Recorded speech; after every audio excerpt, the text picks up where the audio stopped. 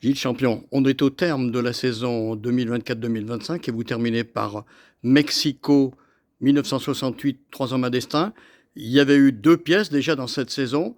Qu'est-ce qui se profile pour 2025-2026, si on peut déflorer quelque chose de vos créations futures? Alors, les créations futures sont déjà calées. La première sera en mars 2026. C'est une pièce qui s'appelle Les filles aux mains jaunes et qui raconte l'histoire des femmes pendant la guerre 14-18. Aux mains jaunes parce qu'elles étaient les munitionnettes qui fabriquaient des obus avec du TNT. Donc, la pièce de Michel Bélier, un monsieur charmant, un ami, raconte l'évolution de 4 femmes. euh, comment dire, pour d'abord combat, enfin un combat, je dirais, à titre revendicatif, pour avoir de meilleures conditions de travail, de santé, et puis un peu plus quand même, puisque c'est quand même le mouvement pacifiste contre la guerre. Ces 4 femmes vivent la guerre, malheureusement, à travers des maris qui sont tués, voire fusillés pour l'exemple, etc. Donc ça, c'est parfaitement calé du 11 au 15 mars au Carbone.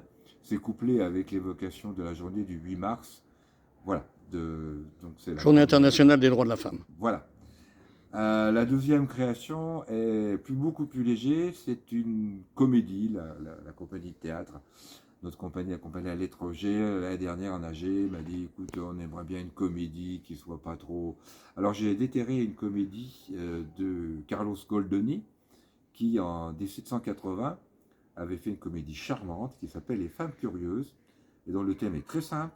Les hommes fréquentent une loge maçonnique et elles ne veulent pas admettre les femmes dans leur temple. Voilà. Et les femmes sont curieuses, elles veulent rentrer. Les hommes ne veulent pas qu'elles rentrent et les femmes veulent rentrer. C'est toute la dynamique de la pièce avec le talent de Goldoni. Alors je l'ai actualisé. L'action se passe en Corse le 13 juillet 1965, parce que ça reste encore une époque un peu machiste. En Corse, parce que c'est un petit peu, pas à l'étranger, mais un petit peu décalé. Et ça m'a permis surtout d'intégrer dans la scénographie des tangos. Parce que d'abord, j'aime bien le tango. Et puis, ça fait des respirations. Donc, il y a 4 tangos qui sont des modifications de textes bien connus. Il y a le tango corse qui Le devient le tango tango corse. loge, qui devient le tango loge, etc. Donc, c'est une comédie, de bonne comédie, de qualité, comme toujours avec Goldoni, et qui traite de la dialectique universelle de la curiosité. Et puis alors, troisième pièce de la saison, parce qu'il y en aura 3, je suppose. Alors la troisième, je viens de poser le crayon le 29 avril. C'est une pièce qui s'est imposée à moi, c'est sur les tirailleurs sénégalais.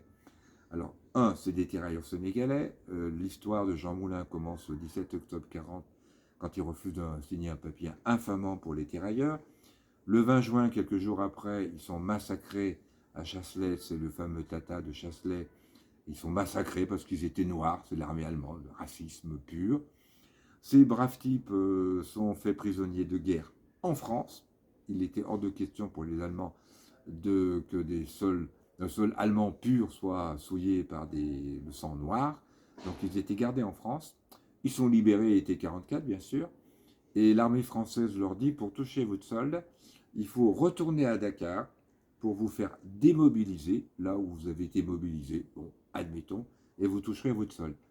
Les pauvres garçons sont allés à Dakar, l'armée ne voulait pas leur donner leur solde, et donc c'est les officiers qui ont monté un traquenard, et qui avaient même fait creuser des fosses communes la veille, le 30 novembre, et le premier, ils ont été mitraillés, et il y a eu des centaines de victimes. Et depuis 80 ans maintenant, l'armée refuse de libérer les documents et de reconnaître, la France refuse de reconnaître que c'est un massacre. Voilà, parle encore effectivement d'événements douloureux, etc.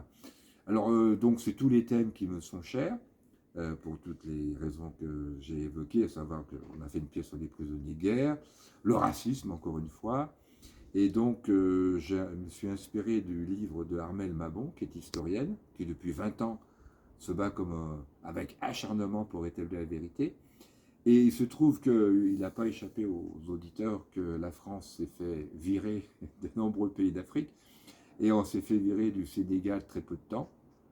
Et le nouveau gouvernement, le président et le premier ministre, étaient au premier tour en prison, Au deuxième tour, eh ben, ils ont été élus.